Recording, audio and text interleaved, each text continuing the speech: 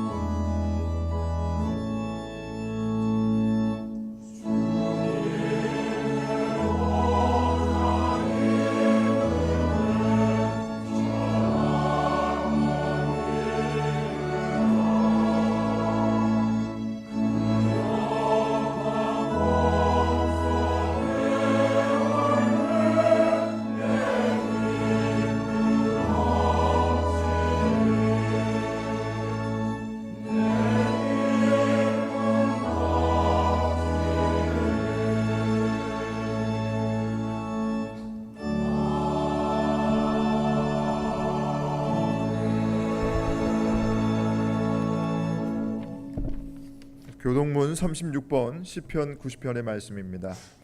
주여, 주는 대대에 우리의 거처가 되셨나이다.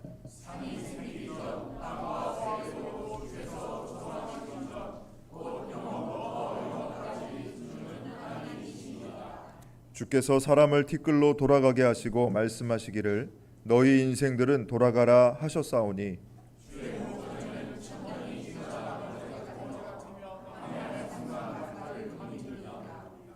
주께서 그들을 홍수처럼 쓸어가시나이다. 그들은 잠깐 자는 것 같으며 아침에 돋는 풀 같으나이다.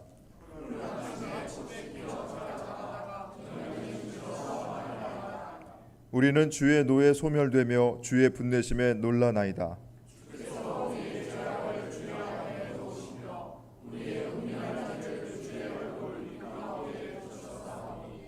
우리의 모든 날이 주의 분노 중에 지나가며 우리의 평생이 순식간에 다하였나이다.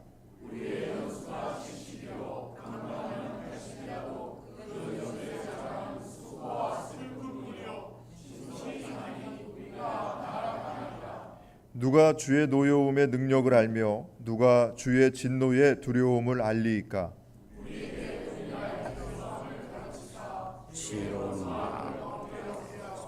아멘. 하나님은 통회하는 마음으로 나오는 사람들을 물리치지 않으십니다. 이제 우리들의 죄를 뉘우치고 고백합시다.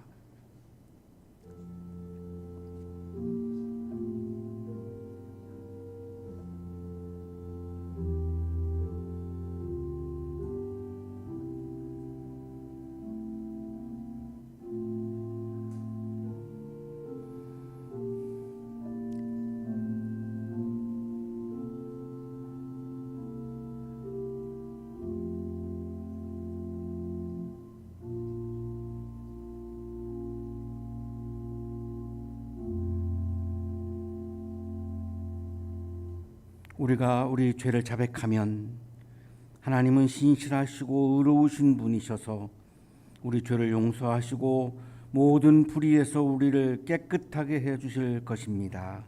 아멘.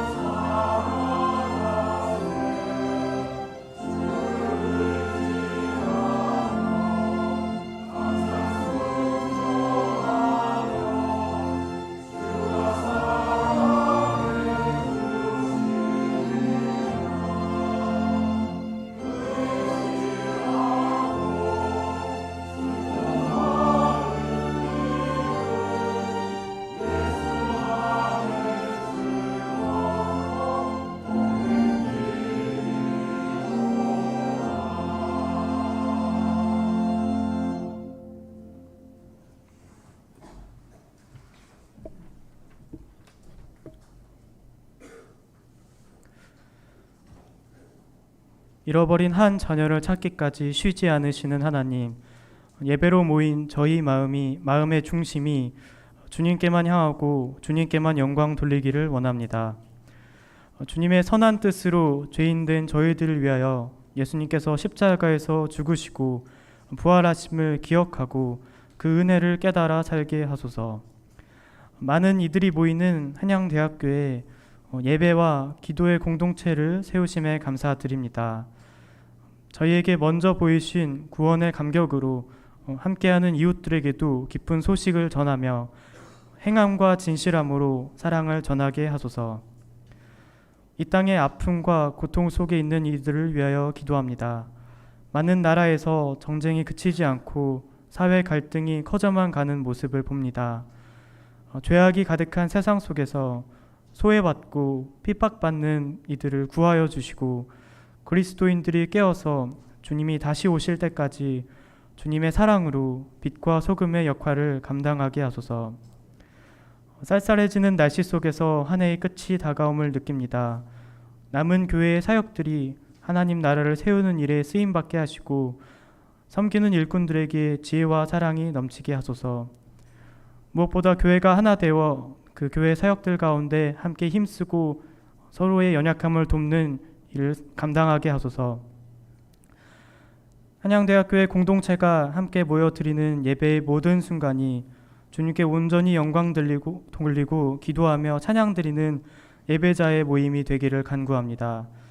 오늘 말씀 전하여 주시는 이천진 목사님에게 성령님께서 함께 하셔서 생명의 말씀을 전하게 하시고 성도들이 말씀을 듣고 믿음으로 살아가는 변화가 있게 하소서. 모든 영광을 주님께 드리며 예수님의 이름으로 기도드립니다. 아멘.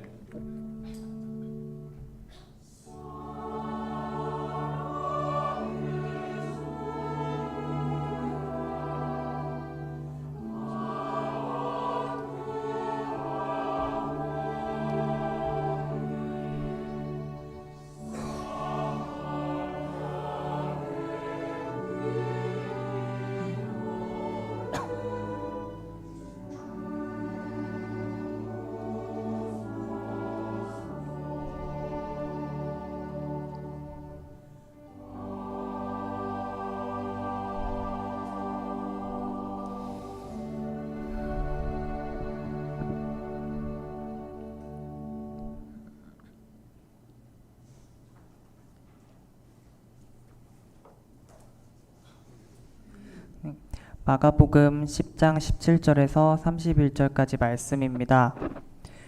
예수께서 길을 떠나시는데 한 사람이 달려와서 그 앞에 무릎을 꿇고 그에게 물었다. 선하신 선생님, 내가 영원한 생명을 얻으려면 무엇을 해야 합니까? 예수께서 그에게 말씀하셨다. 어찌하여 너는 나를 선하다고 하느냐? 하나님 한 분밖에는 선한 분이 없다. 너는 계명을 알고 있을 것이다. 살인하지 말아라, 간음하지 말아라, 도둑질하지 말아라, 거짓으로 증언하지 말아라, 속여서 빼앗지 말아라, 네 부모를 공경하여라 하지 않았느냐? 예수께서 말하였다. 선생님, 나는 이 모든 것을 어려서부터 다 지켰습니다. 예수께서 그를 눈여겨보시고 사랑스럽게 여기셨다. 그리고 그에게 말씀하셨다. 너에게는 한 가지 부족한 것이 있다. 가서 네가 가진 것을 다 팔아서 가난한 사람들에게 주어라. 그리하면 네가 하늘에서 보화를 차지하게 될 것이다. 그리고 와서 나를 따라라. 그러나 그는 이 말씀 때문에 을상을 짓고 근심하면서 떠나갔다. 그에게는 재산이 많았기 때문이다. 예수께서 둘러보시고 제자들에게 말씀하셨다. 재산을 가진 사람은 하나님의 나라에 들어가기가 참으로 어렵다. 제자들은 그의 말씀에 놀랐다. 예수께서 다시 그들에게 말씀하셨다. 이 사람들아, 하나님의 나라에 들어가기는 참으로 어렵다. 부자가 하나님의 나라에 들어가는 것보다 낙타가 바늘기로 지나가는 것이 더 쉽다.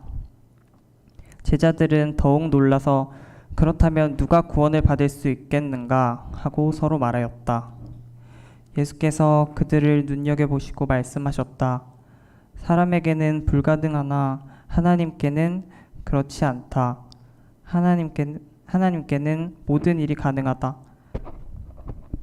베드로가 예수께 말씀드렸다. 보십시오.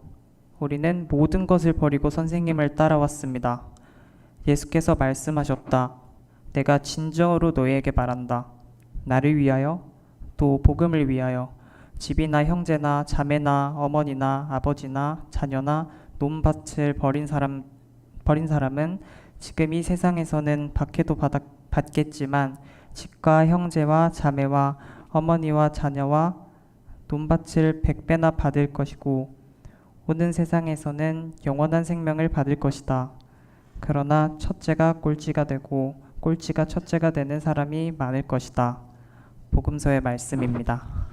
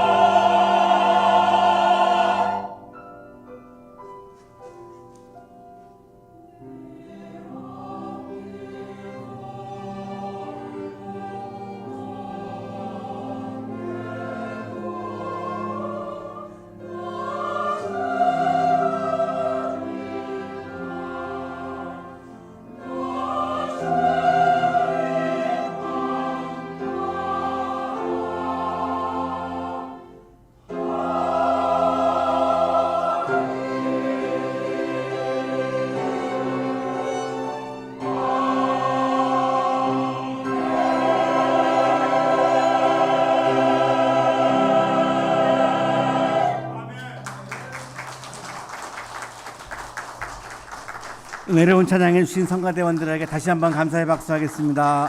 감사합니다. 옆에 계시는 분과 사랑의 인사 나누시겠습니다. 사랑합니다. 보고 싶었습니다.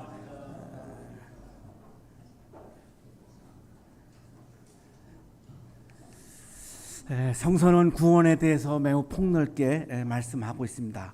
구원이 무엇입니까? 이렇게 질문하시는 분들이 있습니다. 저도 여러 번 질문을 받았습니다. 한마디로 말하기가 매우 어렵습니다. 왜냐하면 성서는 구원을 굉장히 폭넓게 말씀하고 있기 때문입니다.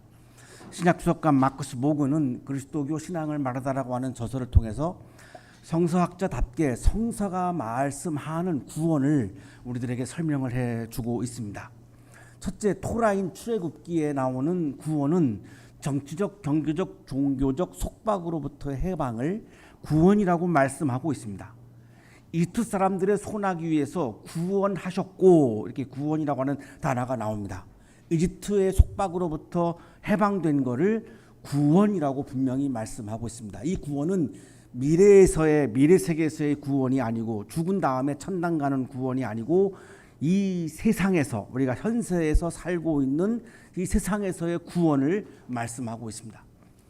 둘째 예언서인 이사야서에 보면 바빌로니아에서 70년 동안 히브리인들이 노예로 살다가 70년 만에 예루살렘으로 귀환을 합니다.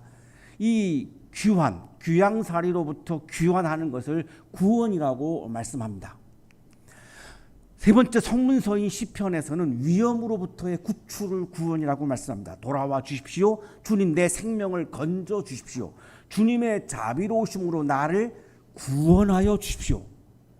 지금 내가 당하고 있는, 경험하고 있는 이 위기로부터 나를 구원해 주십시오라고 그렇게 말씀합니다.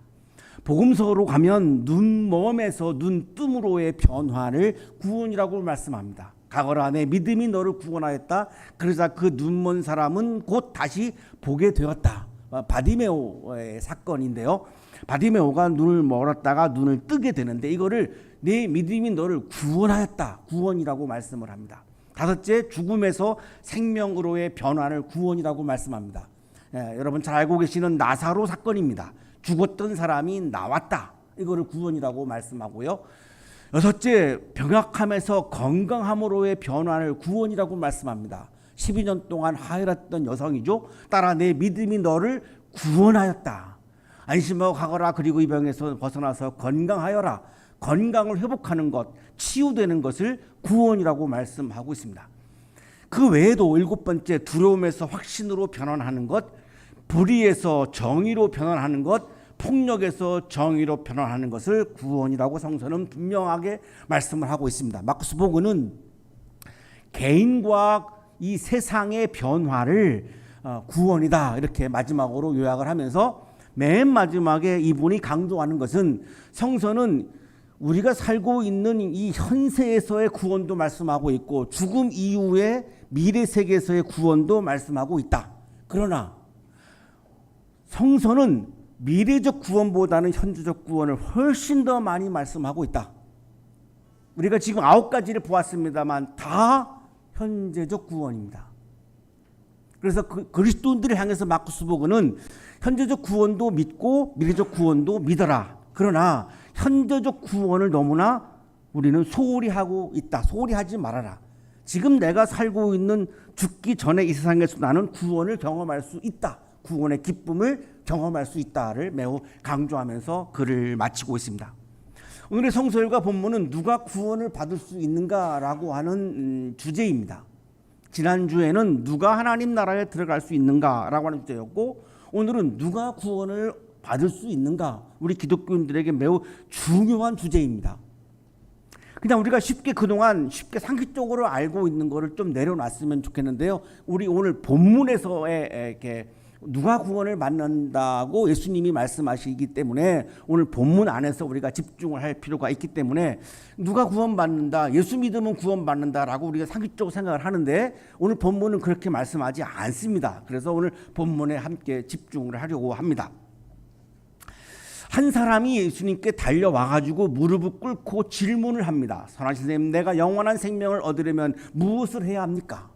영원한 생명에 대한 질문입니다. 영생이라고 우리가 알고 있는 그 단어입니다.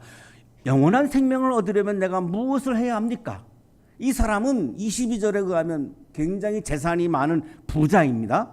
평행본문은 누가복음을 보면은 지도자입니다. 우리가 관헌이라고 알고 있는데요. 룰러, 지도자입니다. 마태복음에 의하면 평행본문에 의하면 청년입니다.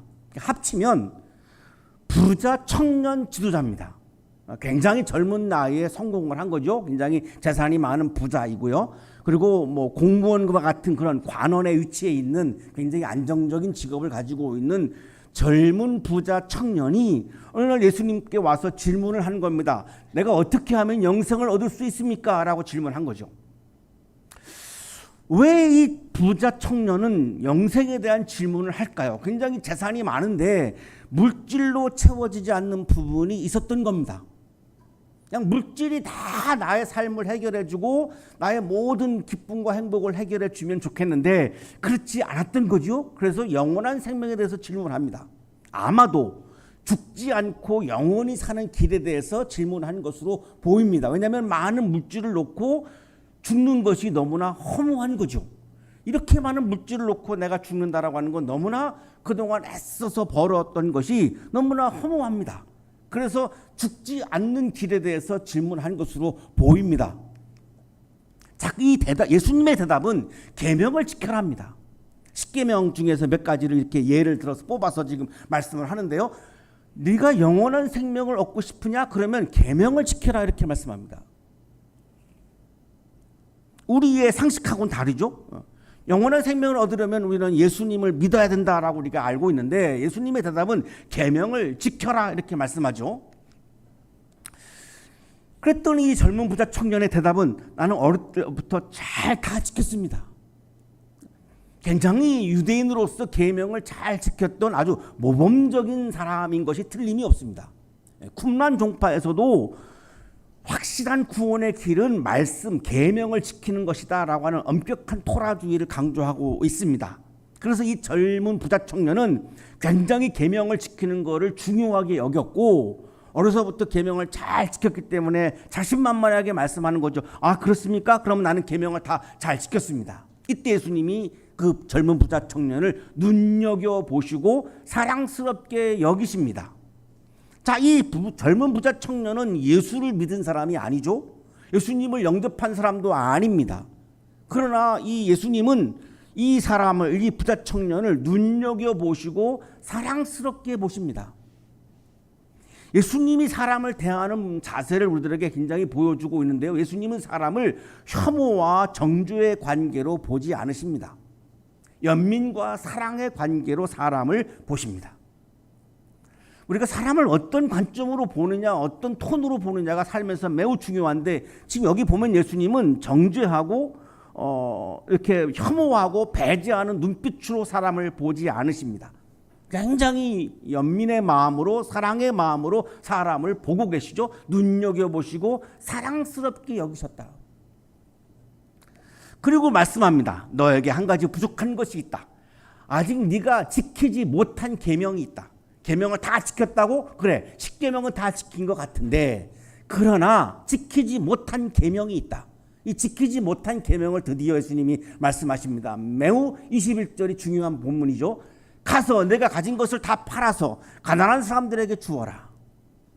이게 이 젊은 부자 청년이 지키지 못한 계명이죠. 그리하면 내가 하늘에서 보화를 차지하게 될 것이다. 부자 청년이 지키지 못한 계명은 가난한 사람들에게 내 물질을 나누어 주는 것을 못했다라고 지금 예수님이 말씀하는 겁니다. 이걸 왜 말씀할까요? 가난한 사람이 없게 하라고 하는 것이 하나님이 주신 계명입니다. 신명기 15장 4절에서 당신들 가운데 가난한 사람이 없게 하십시오. 당신들이 참으로 복을 받을 것입니다. 실제로 유대인들은 지금도 가난한 사람이 없게 하는 삶을 살아갑니다. 마을에서 한 사람이 부도가 나면 그 마을에는 모든 유대인들이 모금을 해서 그 사람이 회복할 때까지 돕습니다. 철저합니다. 왜냐하면 이 토라에 이런 말씀이 이 계명이 있기 때문이죠. 영원한 생명을 얻으려면 가난한 사람에게 물질을 나누어 주라고 말씀합니다. 우리가 굉장히 소홀히 여겼던 부분이죠. 그냥 단순하게 예수 믿으면 영원한 생명을 얻는다고 우리 생각을 하고 있는데, 오늘 본문을 자세하게 보면 예수님은 그렇게 말씀하지 않고 가난한 사람에게 물질을 나누어 주는 계명을 지켜라 이렇게 말씀합니다. 그리고 와서 나를 따라라. 이 젊은 부자 청년이 지키지 못한 계명 또 하나가 있는데 예수님을 따르지 않는 겁니다. 예수님을 따르라는 겁니다. 두 가지죠. 가난한 사람에게 내 소유를 나누어 주고 예수님을 따라라. 그러면 영원한 생명을 얻는다. 이렇게 말씀하는 겁니다.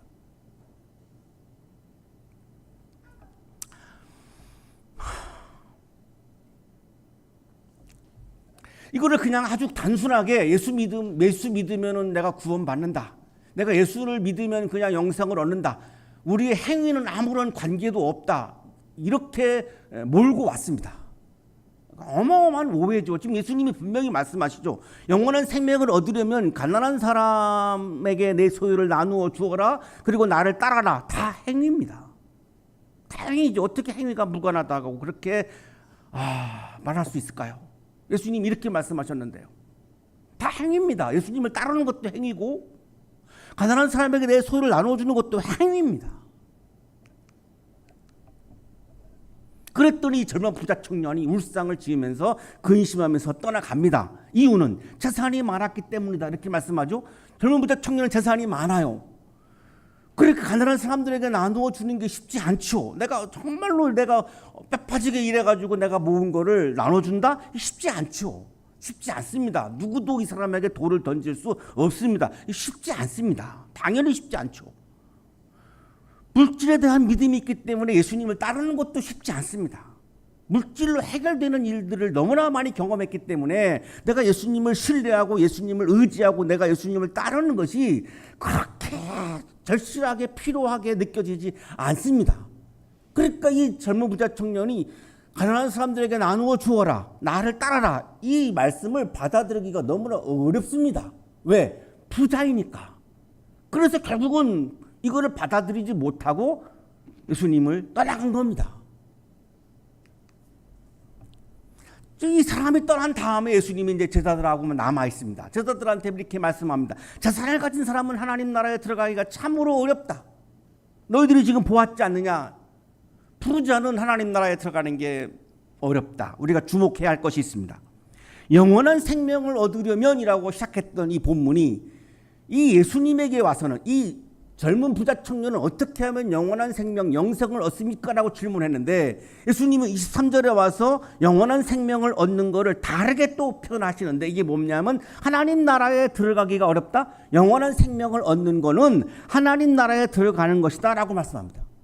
영원한 생명을 얻는 것과 하나님 나라에 들어가는 것은 지금 같다고 말씀하는 거죠. 영원한 생명을 얻는다라고 하는 말은 하나님 나라에 들어가는 것이다. 영원한 생명과 하나님 나라에 들어가는 것을 동일시하고 계십니다. 이게 같은 의미라는 거죠. 그런데 이 하나님의 나라는 어떤 나라입니까? 하나님이 계시는 곳이죠. 이 부분은 지난주에 아주 자세하게 우리가 보았기 때문에 간단하게 넘어가겠습니다만 하나님의 나라는 하나님이 계시는 곳입니다. 하나님께서 다스리시는 곳입니다. 김병모 교수는 그래서 하나님 나라를 그냥 하나님의 통치라고 번역해야 오해가 없을 것 같다라고 이렇게 설명을 합니다. 그런데 하나님께서는 공간을 초월하는 분이죠. 그러면 하나님이 계시는 하나님의 나라는 공간의 제한을 받지 않습니다. 어느 한 곳에만이 아니죠. 모든 곳입니다. 하나님은 공간의 제한을 안 받으시기 때문에 하나님이 계시는 하나님의 나라는 공간의 제한이 없습니다. 공간을 초월합니다.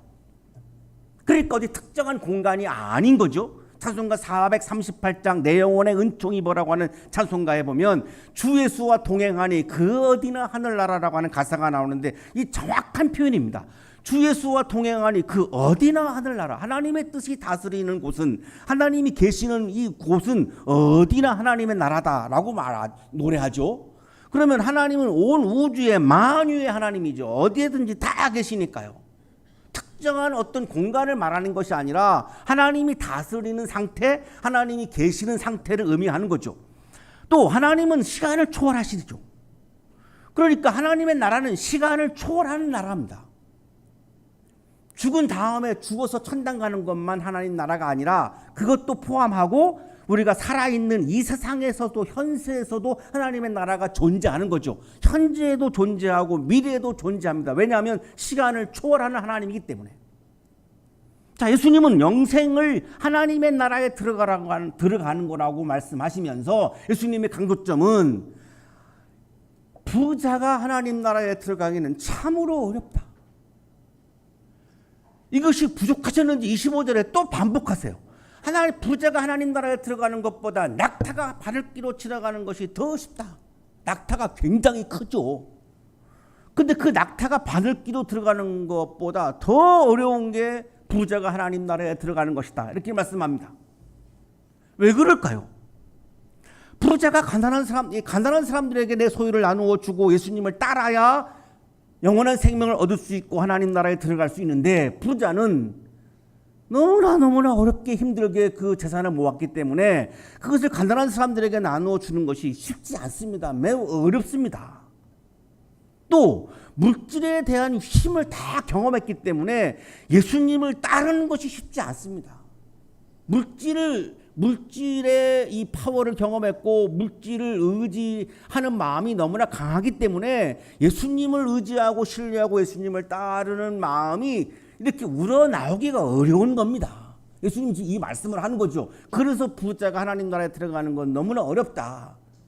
물질을 의존하기 때문에, 물질을 의지하기 때문에 하나님을 어떻게 의지하고 예수님을 어떻게 의지하고 어떻게 예수님을 따르느냐, 이거 어렵다.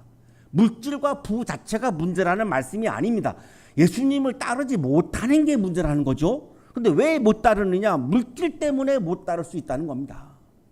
물질의 파워가 워낙 강하기 때문에 물질을 의지하지 내가 왜 예수님을 의지해야 돼? 라고 하는 마음이 생기기가 쉽다는 거죠.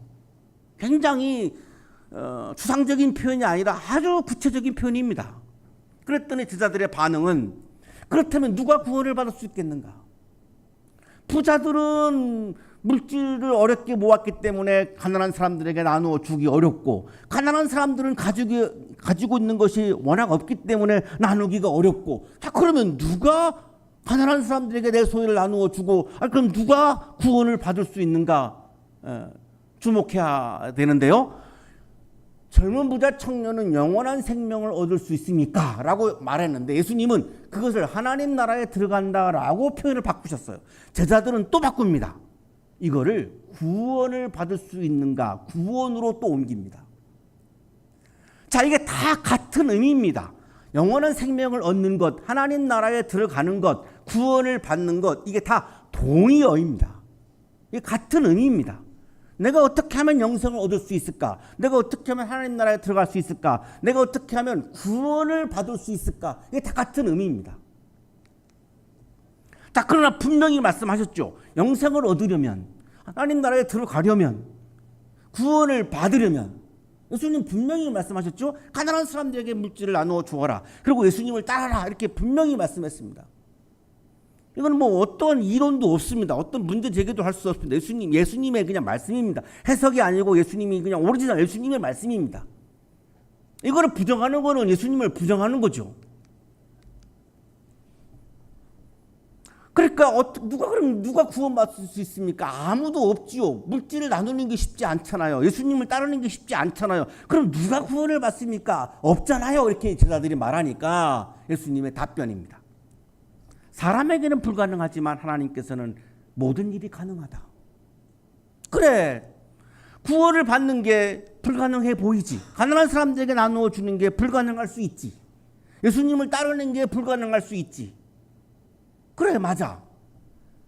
그러나 하나님께서는 가능한데, 하나님이 하시는 것은 가능하다. 나의 힘으로는 가난한 사람들에게 물질을 나누어 주고 예수님을 따르는 것이 거의 불가능하지만 하나님께서는 하실 수 있다라고 말씀합니다. 매우 중요한 본문인데요. 영원한 생명을 얻는 것, 하나님 나라에 들어가는 것, 구원을 얻는 것은 전적으로 하나님의 주권이라는 겁니다. 내 힘으로는 안 된다는 겁니다. 가난한 사람들에게 내 소유를 나누어 주는 거 거의 불가능합니다. 예수님을 따르는 거 거의 불가능합니다. 자, 그러나 하나님께서는 가능하다는 겁니다. 하나님이 나에게 주시는 힘으로는, 내가 하나님을 신뢰하면, 내가 하나님을 믿으면 내가 하나님을 사랑하면 하나님이 나에게 주시는 힘으로 가난한 사람들에게 내 소유를 나누어 주는 게 가능해진다는 겁니다. 예수님을 따르는 것이 가능해진다는 겁니다. 그거는 내 힘으로는 할 수는 없지만 하나님의 주권으로 하나님의 영역 안에서는 가능한 사건이라는 겁니다. 젊은 부자 청년이 죽지 않고 영원히 살고 싶어서 생명의 길이의 의미로 영생을 질문했는데 예수님의 답변을 보시면 영원한 생명을 얻는 것은 생명의 길이가 연장되는 것을 말씀한 게 아닙니다. 하나님 나라에 들어가는 것을 영생이라고 말씀한 겁니다. 하나님 나라에 들어가는 것을 구원이라고 말씀하는 겁니다. 생명의 길이가 중요한 것이 아니라 하나님 나라에 들어가는 것은 뭐죠? 하나님의 다스림 안으로 들어가는 것을 말하죠. 너에게 중요한 것은 하나님의 다스림 안으로 들어가는 것이 중요한 것이다. 생명의 길이가 중요한 것이 아니다. 하나님 나라에 들어가는 것, 하나님의 다스림 속으로 들어가는 것, 그것이 바로 구원이다. 하나님의 계명을 지키고 예수님을 따르는 것이 하나님의 다스림 속으로 들어가는 거죠. 내가 하나님의 지배를 받으면, 내가 하나님의 통치를 받으면, 내가 하나님의 다스림을 받으면 하나님의 계명을 지키게 됩니다. 내가 하나님의 다스림 속으로 들어가서 내가 하나님의 다스림을 받으면, 하나님의 지배를 받으면 내가 예수님을 따르게 된다는 거죠.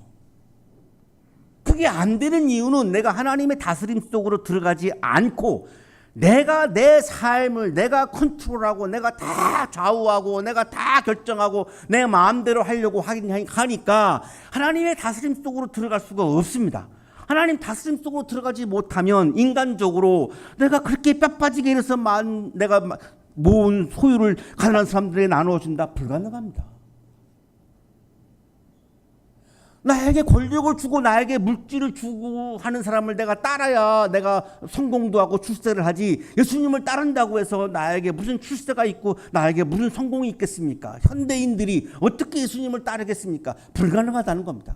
그러니까 예수님은 하나님 나라에 들어가야 구원이 이루어진다. 하나님의 다스림 속으로 들어가야 구원을 경험한다 라고 지금 강조하는 거죠. 그랬더니 베드로가 말합니다. 저는 그렇게 했는데요. 저는 따랐는데요. 모든 것을 버리고 저 예수님을 따랐잖아요. 저는 그물도 버렸습니다. 어부로서의 직업도 버렸습니다. 가정도 버렸습니다. 저는 다 버리고 예수님을 따랐습니다. 독일의 성서 주석가, 신약 주석가 타이세는 이거를 방랑하는 카리스마적 지도자들이라고 부릅니다.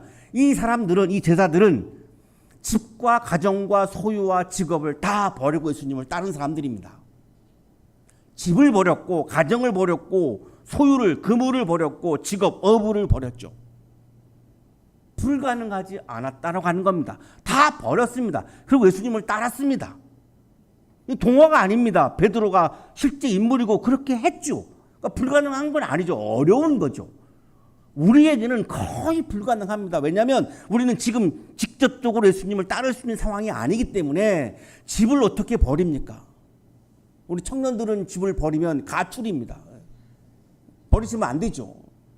가정을 버리면 안 되죠. 가출이죠. 여기 가출 경험한 청년들이 있을 겁니다. 별로 바람직하지 않았잖아요. 그죠? 지금 다 돌아왔으니까. 내가 아는 분도 있습니다. 소유를 어떻게 버려요? 소유 버리면 내가 어떻게 먹고 살아요? 직업을 어떻게 버려요? 우리 여기 어르신분들 이 직업을 다 어떻게 버려요? 버리고 어떻게 살라고요? 현실적으로 거의 불가능해요. 베드로는 그렇게 했지만 오늘날에는 현실적으로 현대에서는 21세기에서는 쉽지 않잖아요. 이게 여기서 우리들의 고민이 생기는 거죠. 그런데 집과 가정과 소유와 직업을 버리지 않으면서 예수님을 따랐던 제자들도 있었습니다. 이거를 타이세는 지역 공동체 동조자라고 부릅니다. 타이세에게 너무너무 사실 고맙습니다. 굉장히 꽉 막혔는데 이분이 이렇게 길을 열어줬어요.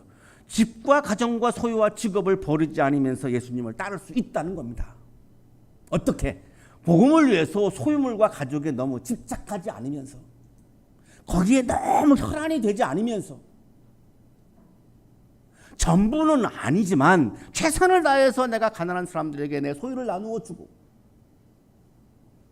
전부는 베드로처럼 전부는 아니지만 내가 예수님을 최선을 다해서 따르는 삶을 살아가고 가능하다는 겁니다. 그렇게 해야 구원을 받을 수 있다는 겁니다. 중요한 것은 예수님을 따르는 거죠. 예수님의 뜻을 따라 사는 겁니다. 사는 거죠. 예수님의 뜻을 따라 사는 겁니다. 그러면 예수님을 믿으면 구원받는다고 했는데요. 그래요. 맞죠. 예수님을 믿어야 구원받죠. 그럼 예수님을 믿는다는 건 뭐죠? 예수님을 따라서 사는 겁니다. 같은 의미입니다. 예수님의 뜻은 하나님을 사랑하고 이웃을 사랑하라고 하는 말씀이죠. 하나님을 사랑하고 이웃을 사랑하라고 하는 예수님의 뜻을 따라서 살면 나에게 구원이 주어진다는 겁니다. 하나님 나라에 들어가는 기쁨을 지금 이 자리에서 맛볼 수 있다는 거죠. 영원한 생명을 내가 지금 여기에서 경험할 수 있다는 거죠. 자, 그렇게 하면 예수님은 마지막에서 보상에 관해서 말씀합니다. 현세에서는 100배의 보상이 있고 그리고 내세에서는 영원한 생명을 받는다라고 말씀하죠. 가난한 사람에게 물질을 나누어 주고 예수님을 따르는 사람에게 놀라운 보상이 있는데 현세에서는 100배의 보상, 미래에서는 죽음 이후의 미래에서는 영원한 생명을 주어진다. 베드로는 그물을 버렸죠. 가정을 버렸죠. 소유를 버렸죠. 집을 버렸죠. 100배의 보상을 현세에서 받았습니다. 예수님의 수제자가 되었죠. 예수님께서 승천하신 다음에 전 세계 기독교의 수장이 됩니다. 가톨릭 신자들은 초대 교황으로 그를 존경합니다. 100배의 보상을 받았죠. 현재 살고 있는 현세에서도 보상을 받을 수 있고 죽음 이후에도 보상을 받을 수 있다. 그 죽음 이후의 보상은 영원한 생명, 하나님의 나라, 구원이라고 하는 보상이라고 말씀하고 있습니다. 사랑하는 한양 가족 여러분, 영원한 생명을 얻는 것은 하나님 나라에 들어가는 것입니다. 하나님 나라에 들어가는 것은 구원을 받는 것입니다. 우리는 어떻게 영원한 생명을 얻고 하나님 나라에 들어가고 구원을 받을 수 있습니까? 어떻게 현재적이고 미래적인 하나님의 다스림 속으로 들어갈 수 있습니까? 하나님을 사랑하고 이웃을 사랑하라는 계명을 따라 가난한 사람을 사랑함으로 하나님의 다스림 속으로 들어갈 수 있습니다. 가난한 사람을 사랑하는 것이 소홀한 일이 아닙니다. 구원과 관계가 없다고 주장하시는 분들도 계시지만 저는 동의할 수 없습니다. 예수님께서 분명히 이렇게 말씀하셨기 때문입니다. 하나님의 다스림 속으로 들어가서 내가 하나님 나라의 기쁨을 맛보고 구원의 기쁨을 맛보기 위해서는 최선을 다해서 가난한 사람을 사랑해야 합니다. 내 주변에 있는 가난한 사람들을 사랑해야 합니다. 그래야 내가 구원을 받을 수 있습니다. 그리고 하나님을 사랑하고 이웃을 사랑하라고 하는 예수님의 큰 계명이죠. 예수님의 가장 큰 뜻입니다. 이것을 따름으로, 이 큰 계명을 따름으로, 예수님을 따름으로 하나님의 다스림 속으로 들어갈 수 있습니다. 하나님을 사랑하고 이웃을 사랑하는 일에 내가 최선을 다하고 진심을 다하는 사람은 지금 여기에서도 구원을 받을 수 있습니다. 하나님을 사랑하고 이웃을 사랑함으로 현재의 삶 속에서도 죽음 이후에 앞으로 올 세대에서도 우리는 구원의 기쁨을 경험할 수 있습니다. 영원한 생명을 얻고 하나님 나라에 들어가고 구원을 받을 수 있습니다. 사랑하는 한양 가족 여러분, 여러분의 삶 속에 영원한 생명이 가득하고 하나님 나라의 기쁨이 가득하고 구원의 기쁨이 가득한 삶을 사시기를 간절히 축원합니다.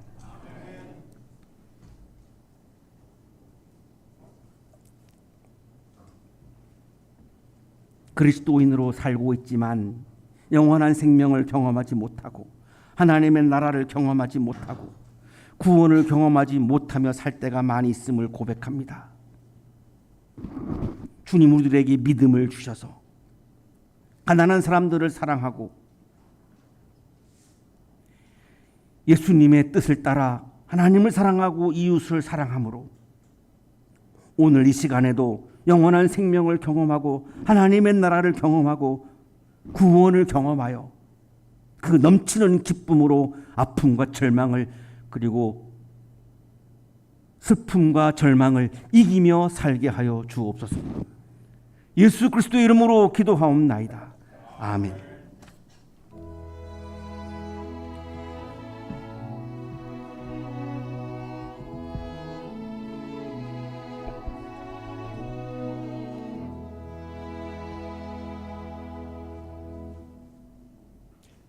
자, 교회 소식 전해드리겠습니다.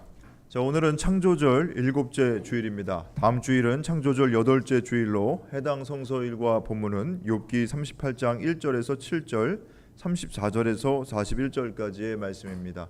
자, 이 본문 가지고 담임 목사님께서 하나님의 질문이라는 제목으로 설교해 주실 텐데 주중에 본문을 묵상하시고 예배에 참여해 주시기 바랍니다.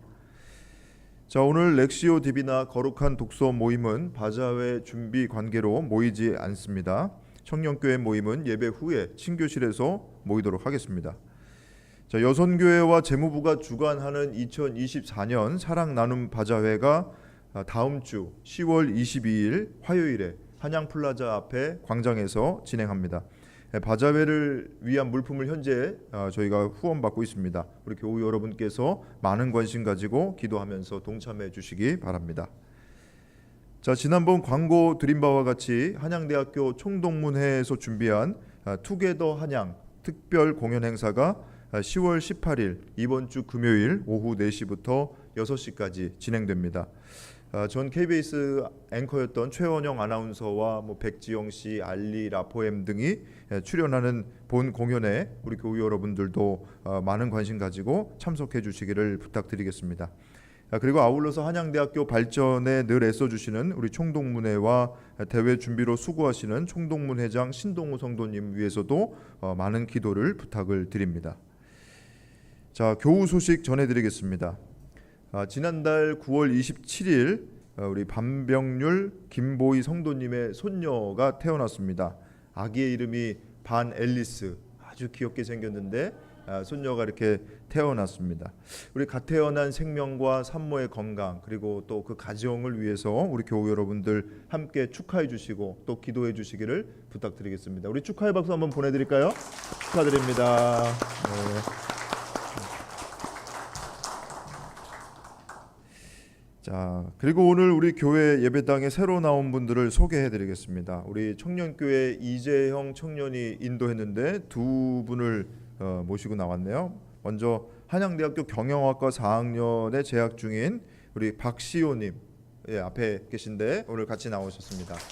네, 환영합니다. 네, 앉아주십시오. 그리고 우리 한양여자대학교 문예창작과 2학년 성하은님, 네, 환영합니다. 잘 나오셨습니다. 네. 이 끝나고 우리 청년회장 아니면은 우리 재영 청년의 인도에 따라서 함께 자리해 주시기 바랍니다.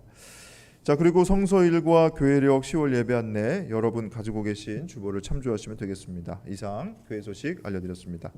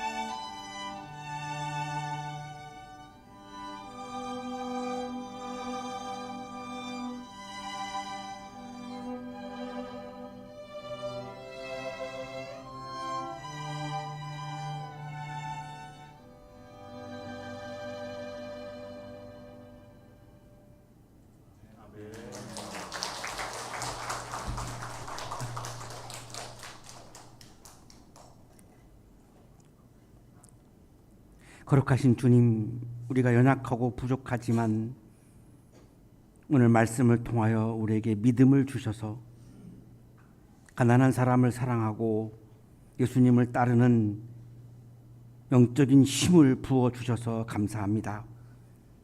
영원한 생명을 얻고 하나님 나라에 들어가고 구원의 기쁨을 누릴 기대를 하게 하시니 감사합니다.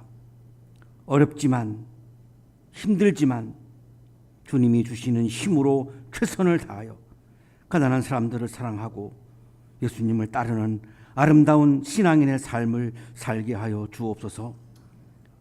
우리에게 믿음을 주시는 주님께 감사하여 그 감사의 마음을 찬양과 예물에 담아 올려드리오니 기쁘게 받아주시고 예물과 찬양을 드리는 손길 위에 크신 은혜를 부어 주옵소서. 예수 그리스도의 이름으로 기도하옵나이다. 아멘.